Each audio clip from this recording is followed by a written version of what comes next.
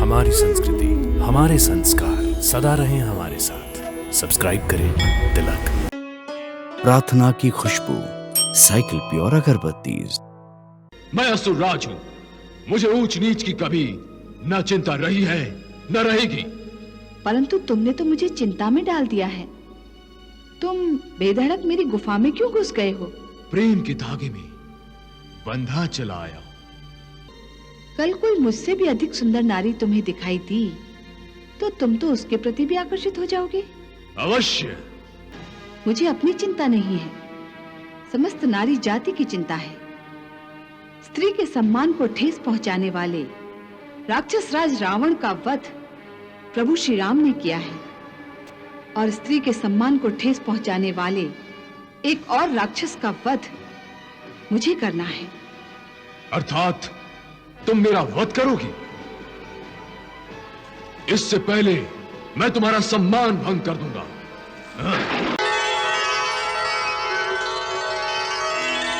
मैं तुम्हें अपने आप में परिवर्तन लाने का एक अंतिम अवसर और दे रही हूं भैरव।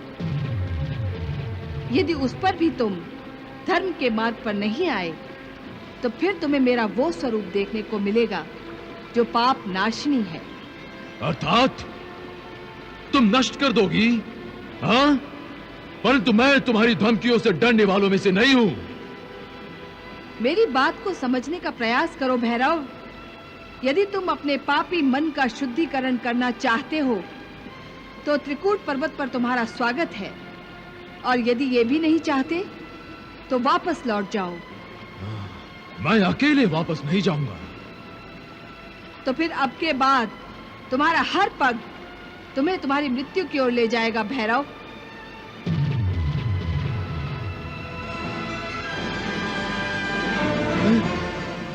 वैष्णवी!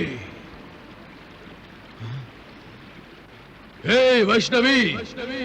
तुम अदृश्य होकर मुझसे दूर नहीं भाग सकती। मैं तुम्हें ढूंढ निकालूंगा, अवश्य ढूंढ निकालूंगा। हे पितामह, कृपया मुझे दर्शन देकर अनुग्रहित कीजिए। मुझे अनुग्रहित कीजिए पितामह, मुझे अनुग्रहित कीजिए। आंखें खोलो देवी।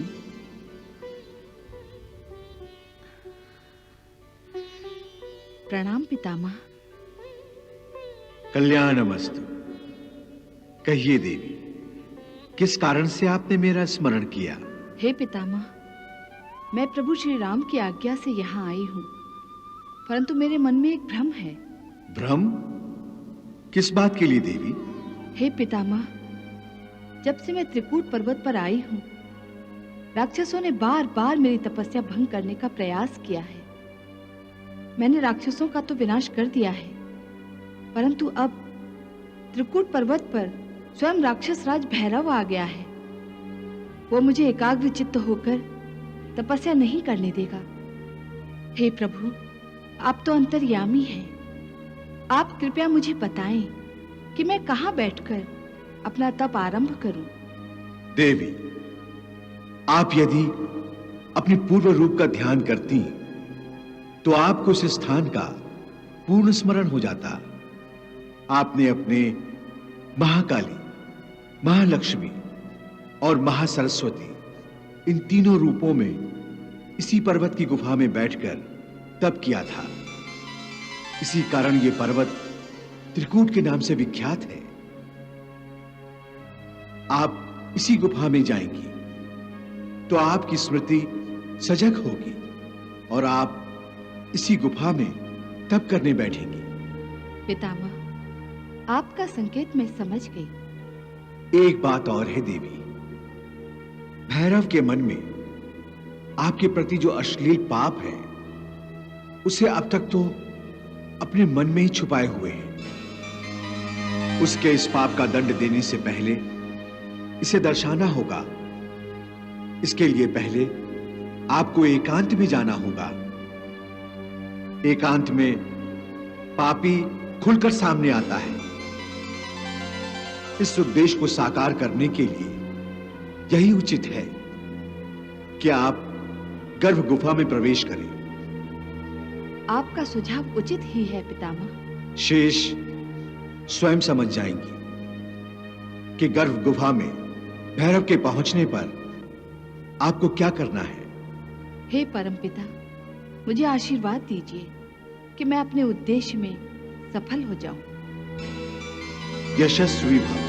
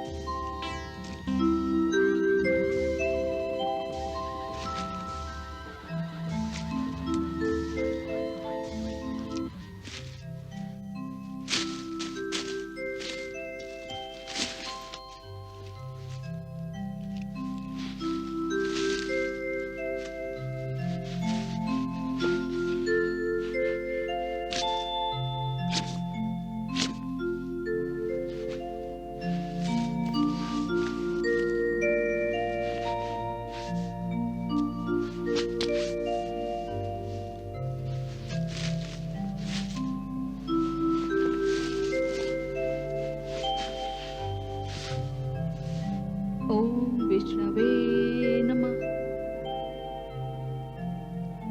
ओम विष्णवे नमः।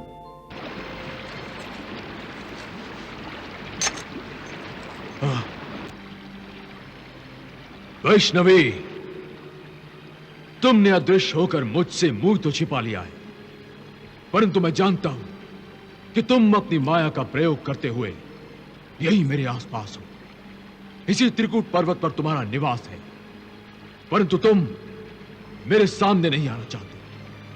परंतु मैं अच्छी तरह से जानता हूं कि तुम्हें कैसे ढूंढा जाए।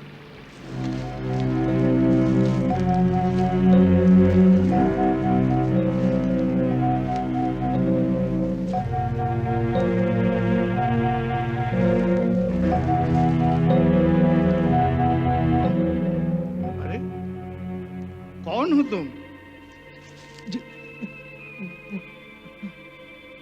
और यहाँ ताक झाक क्या कर रहे हो? जी वो मैं देवी वैष्णवी को ढूंढ रहा था। अच्छा अच्छा तो तुम देवी वैष्णवी के दर्शन करने आए हो? जी जी। ठीक जगह पहुंचे हो। वो देखो,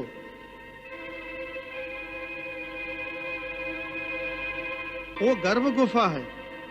माता इस समय गुफा में विश्राम कर रही होंगी। इसका अर्थ है मेरा प्रयास सफल हुआ। मुझे जाना चाहिए। कहाँ जा रहे हो? देवी वैष्णवी के दर्शन नहीं करोगे? नहीं नहीं, उनके विश्राम में बाधा नहीं डालना चाहता। दर्शन के लिए मैं फिर आ जाऊंगा। पहले अपने गुरुदेव को तो ये समाचार सुनाऊं, वो बहुत उत्सुक हो जाएंगे। अच्छा, नमस्कार। नमस्कार। ओम विष्णवे नमः। अब मुझे तुरंत असुरराज भैरव के पास जाकर समाचार सुना देना चाहिए।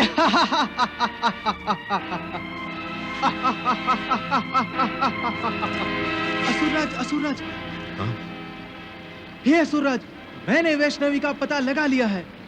वाह गुप्तचर वाह, बताओ वो मायाविनी कहाँ छुपी है। मैं तुम्हारी झोली मोतियों से भर दूंगा। राजकुमारी वैष्णवी इस समय अपनी गर्भ गुफा में विश्राम कर रही है। गर्भ गुफा में यदि मुझसे छुपकर वो सृष्टि के गर्भ में भी समा जाए तो भी मैं उसे ढूंढ निकाल दूं। महाराज, विलंब ना कीजिए। इससे पहले कि वो जाग जाए, आप उसके सर पर पहुंच जाइए। अवश्य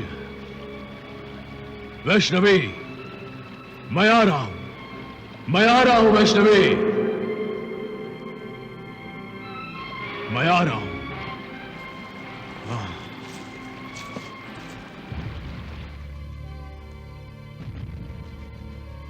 भैरव, मैंने तुम्हें कितने ही अवसर दिए, परंतु न तुमने अपना हट छोड़ा, न असुरत्व को छोड़ा।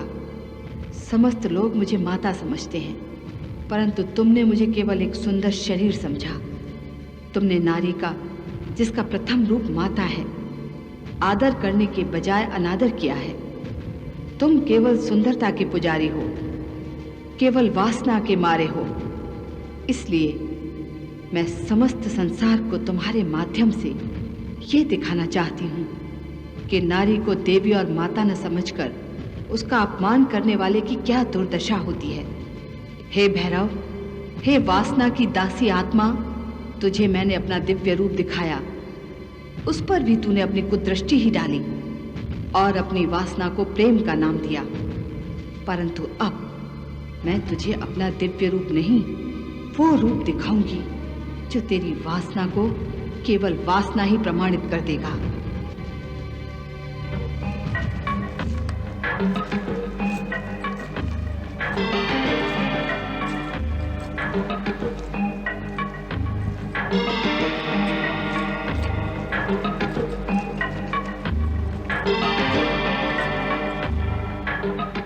वैष्णवी, मैं जानता हूं तुम यही हो। मुझे देखकर छुप गए हो, परंतु अब मुझसे छुपने का प्रयास व्यर्थ है। सामने आओ वैष्णवी, सामने आओ।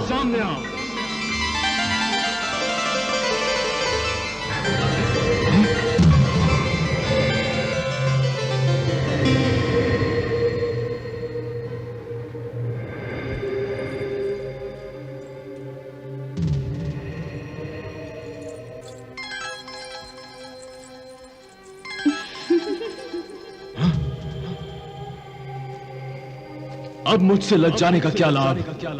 आ जाओ वैष्णवी, सामने आ जाओ।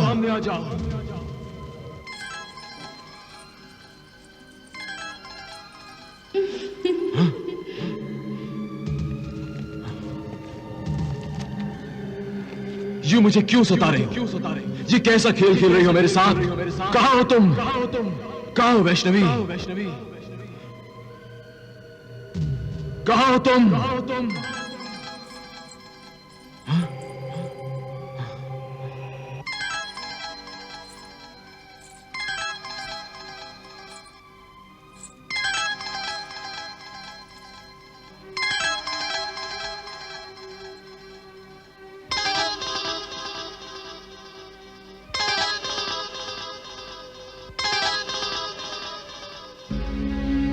सुंदरी, कौन हो तुम? तुम वैष्णवी तो नहीं लगती, परंतु इन सुंदर आभूषणों और वस्त्रों में तुम वैष्णवी से भी अधिक सुंदर दिखाई देती हो। हे परपुरुष, तुम तो अत्यंत निर्लज्ज हो। किसी पराई स्त्री को ऐसी बुरी दृष्टि से नहीं देखा करते। तुम ठीक कहती हो। सुंदरता केवल देखने की नहीं, बरतने के लिए होती है। बरतने के लिए जैसे भंवरा कली का रस चूस लेता है, ऐसे ही मैं भी तुम्हारे सौंदर्य का रस चूस लेना चाहता हूं। छुपे छुपे तुम तो वासना के पुजारी दिखाई देते हो। हाँ हूं। मुझे फूलों को अपने हाथों से मसल डालने में बड़ा ही आनंद प्राप्त होता है। परंतु सुंदरता हाथों से मसलने के लिए नहीं, आंखों से निहारने के लिए होती है। मैं नहीं मानता, ये धारणा झूठी है। यदि ये असत्य होता कि सुंदरता आंखों से निहारने के लिए नहीं होती, तो मनुष्य को सुंदर रंग हाथों के स्पर्श से ही दिखाई देते। ईश्वर मनुष्य को आंखें ही न देता। तुम्हारा तर्क मैं मानने वाला नहीं, मैं केवल अपने मन की ही मानता हूं। अर्थात केवल मनमानी करते हो, अपने मस्तिष्क से काम नहीं लेते। मस्तिष्क से वो लोग काम लेते हैं जो ऊंच नीच देखते हैं, चौंक चौंक कर पग धरते हैं।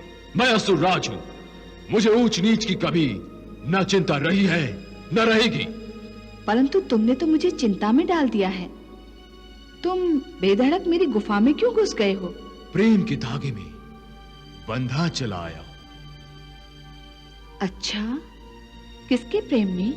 पहले वैष्णव के प्रेम में खींचा आया था, अब तुम्हारे प्रेम में फंस गया हूं। झूठ, यदि तुम्हारा पहला प्रेम सच्चा होता तो तुम मेरे रूप रंग से कभी मोहित नहीं होते। तुम उससे अधिक सुंदर हो। कल कोई मुझसे भी अधिक सुंदर नारी तुम्हें दिखाई दी तो तुम तो उसके प्रति भी आकर्षित हो जाओगे। अवश्य। अर्थात इस धरती पर जहां तक तुम्हारी पहुंच है, किसी भी सुंदर स्त्री का मान सम्मान सुरक्षित नहीं। दूसरों की बात छोड़ो, अपनी बात करो। मुझे अपनी चिंता नहीं है, समस्त नारी जाति की चिंता है। स्त्री के सम्मान को ठेस पहुंचाने वाले राक्षस राज रावण का वध प्रभु श्री राम ने किया है और स्त्री के सम्मान को ठेस पहुंचाने वाले एक और राक्षस का वध मुझे करना है। अर्थात तुम मेरा वध करोगी? इससे पहले मैं तुम्हारा सम्मान भंग कर दूंगा।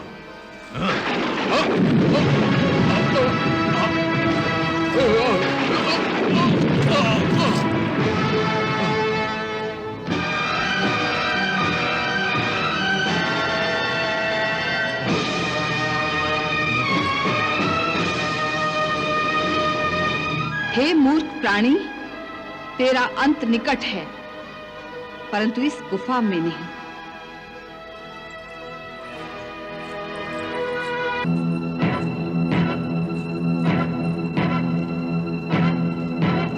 रुक जाओ सुंदरी, रुक जाओ, रुक जाओ सुंदरी। एक नारी होकर असुरराज के आदेश का उल्लंघन ना करो।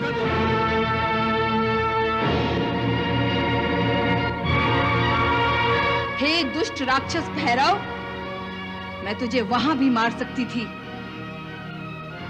परंतु मैं चाहती हूं कि तेरे जैसे पापी की दुर्दशा ये धरती, ये आकाश, ये पहाड़ियां, ये वादियां सब देखें और तेरे पापों के परिणाम की साक्षी ये सारी सृष्टि बन जाए। एक नारी होकर मुझे दंड देने की बातें कर रही हो? तुम समझती क्या हो अपने आप को? वासना की आग में अपनी आंखें जला लेने वाले भैरव, तुमने मुझे केवल एक स्त्री समझा है, परंतु सबसे पहले मैं एक माता हूं, जगत जननी हूं। देख, देख मैं क्या हूं।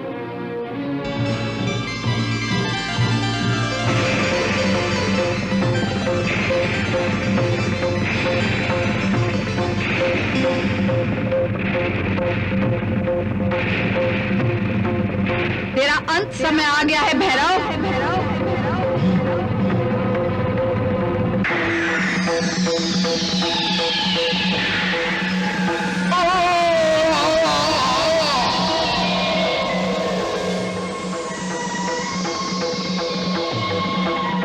माता, माता, माता, माता, माता।